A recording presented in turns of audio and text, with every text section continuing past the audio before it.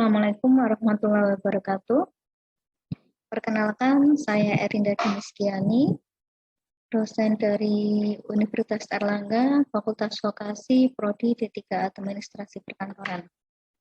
Di sini saya akan menjelaskan mengenai mata kuliah Administrasi Bisnis Online. Pada materi ini, saya akan menjelaskan mengenai the proven positioning process.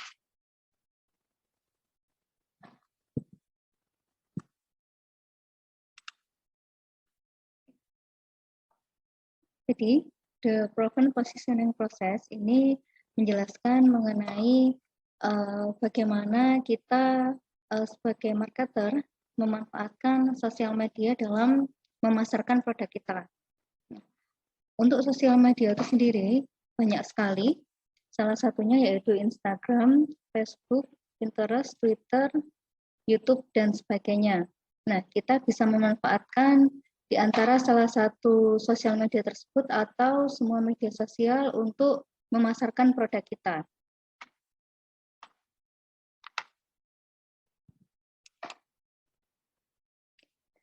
Ketika kita akan memilih salah satu dari sosial media, kita harus mengetahui audiens kita ini siapa atau follower kita ini siapa.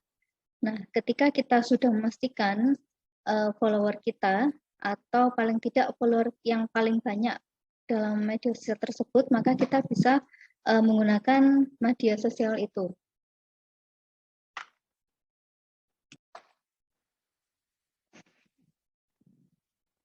Ketika Anda memastikan Anda ingin menggunakan media sosial X, maka Anda harus mengetahui audiens tersebut sebagian besar atau dominan siapa.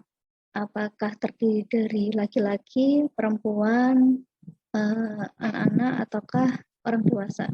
Jadi Anda bisa menentukan produk apa yang pas ketika Anda menjual dengan menggunakan media sosial tersebut.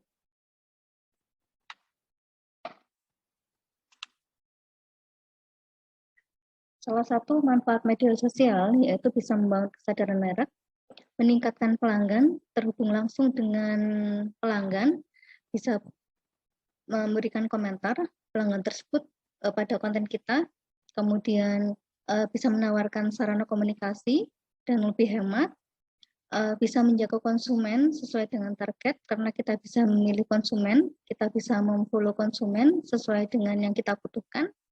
Kemudian selanjutnya yaitu meningkatkan loyalitas merek, mempromosikan jaringan, dan memberikan pengaruh dalam membangun persepsi pelanggan, membantu tetap mengikuti berita, membantu periklanan sesuai dengan yang ditargetkan, dan yang terakhir yaitu memberikan rujukan produk atau layanan yang kita tawarkan dengan menggunakan media sosial tersebut. Nah, bagaimana cara sukses agar media sosial tersebut bisa dikatakan sukses? Yang pertama yaitu reach atau jangkauan. Nah, di sini Anda harus mengetahui jumlah pelanggan yang melihat konten Anda. Viewer Anda ada berapa? Kalau misalkan viewer Anda banyak, maka pelanggan Anda juga semakin banyak. Nah, pelanggan ini tidak hanya orang yang membeli produk Anda, tetapi orang yang melihat produk Anda, kemudian menelusuri website Anda, media sosial Anda, itu juga termasuk pelanggan. Karena pelanggan mempunyai perilaku yang berbeda-beda dalam memilih produk ya, mulai dari melihat sampai dengan melakukan transaksi jual beli atau yang kita sebut dengan konversi. Baik, ketika Anda menggunakan media sosial, Anda harus mempunyai otoritas dalam penggunaan media sosial tersebut, baik itu melihat, mengedit, membalas komentar, dan mengubah konten yang Anda gunakan untuk memasarkan produk Anda. Selanjutnya yaitu credibility. Nah, di sini Anda harus bisa membangun kepercayaan produk Anda, tentunya dengan fasilitas atau kelebihan dari produk Anda yang Anda tawarkan kepada konsumen atau pelanggan. Nah, di sini Anda bisa menambahkan review ataupun komentar dari pelanggan yang sudah menggunakan produk Anda. Nah, itu akan menambah kepercayaan produk Anda untuk pelanggan baru. Nah, dan yang terakhir yaitu influence atau pengaruh. Nah, buatlah pelanggan Anda ini bisa beresonansi dengan produk Anda. Buatlah pelanggan ini bisa nyambung dengan produk Anda.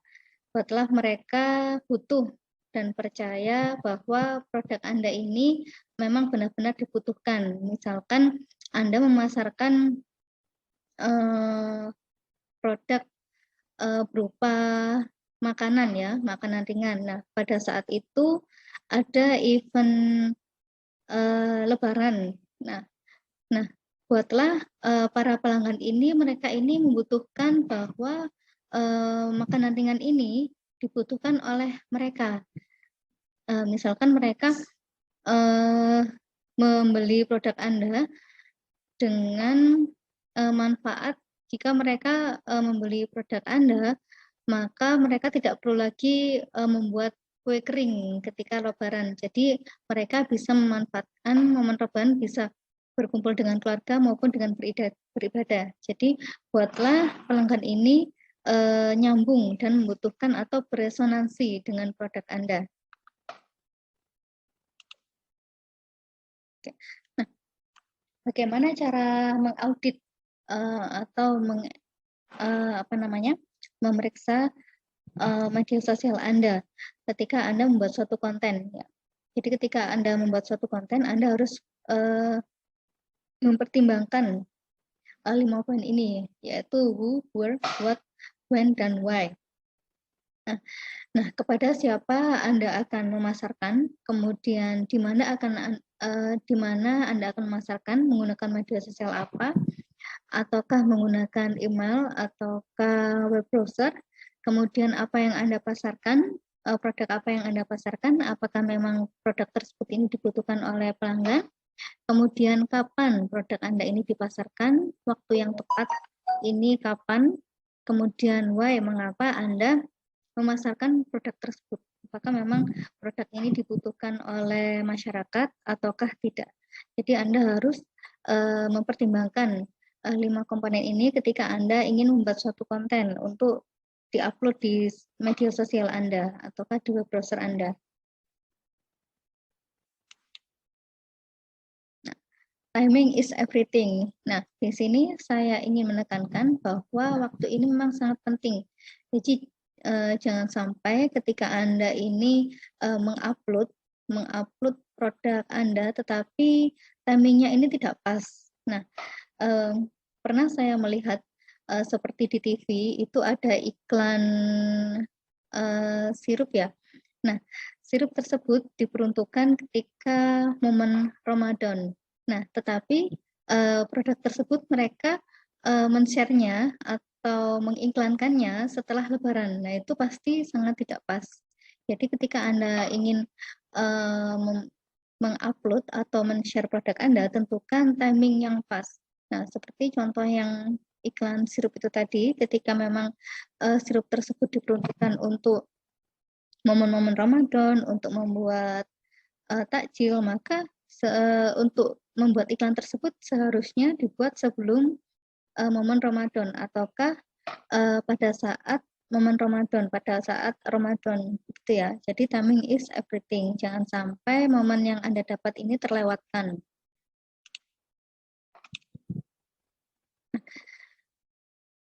Kemudian pada poin inti yang sudah kita bahas sebelumnya, jadi the proven positioning process ini membahas mengenai bagaimana cara Anda meningkatkan pelanggan Anda, entah itu bisa menggunakan konten kreator ataukah menggunakan advertising, bisa juga menggunakan cara lainnya seperti kita memasukkan komentar dari pelanggan yang sudah menggunakan produk kita. Jadi kita mengupayakan bahwa pelanggan kita ini naik, lead kita ini naik, viewer kita ini naik. Jadi kita harus meningkatkan pelanggan kita untuk bisa mendapatkan posisi yang bagus. Nah, kemudian yang selanjutnya yaitu interaktif. Nah, bagaimana kita bisa berinteraksi dengan pelanggan kita? Nah, salah satunya cara untuk berinteraksi dengan pelanggan kita yaitu mereka bisa memberikan komentar atau ulasan terhadap produk kita.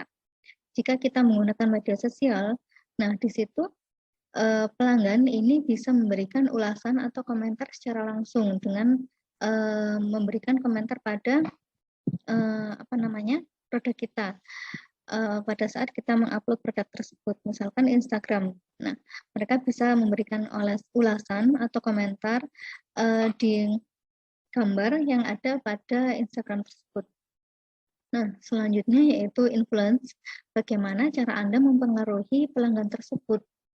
Nah, ini tentunya Anda harus bisa melakukan atau membuat pelanggan itu bisa beresonansi dengan produk Anda. Anda harus bisa memastikan bahwa pelanggan Anda ini membutuhkan dan membuat mereka ini nyambung dan butuh terhadap produk Anda. Berarti produk Anda ini memang benar-benar dibutuhkan oleh para pelanggan. Nah, ini tentu juga disesuaikan dengan kebutuhan mereka ya. Jadi sebelum kita menentukan produk apa yang akan kita jual, kita harus mengetahui kebutuhan marketplace ini seperti apa.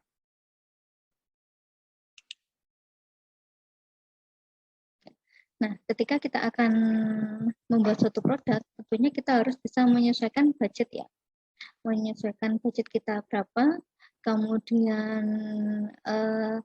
jenis iklan, jenis promosi seperti apa yang kita pakai, entah itu menggunakan sosial media, ataukah web browser, ataukah iklan yang berbayar seperti advertising yang ada di TV, radio, atau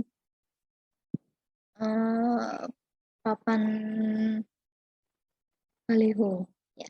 Nah, kemudian kita juga harus bisa mempunyai target pasar atau marketplace. Jadi kita harus menentukan marketplace kita itu siapa, kemudian di mana kita akan mendapatkan marketplace tersebut. Alhamdulillah, materi untuk tema kali ini sudah selesai. Apabila ada pertanyaan, silahkan kirim di kolom chat. Terima kasih. Assalamualaikum warahmatullahi wabarakatuh.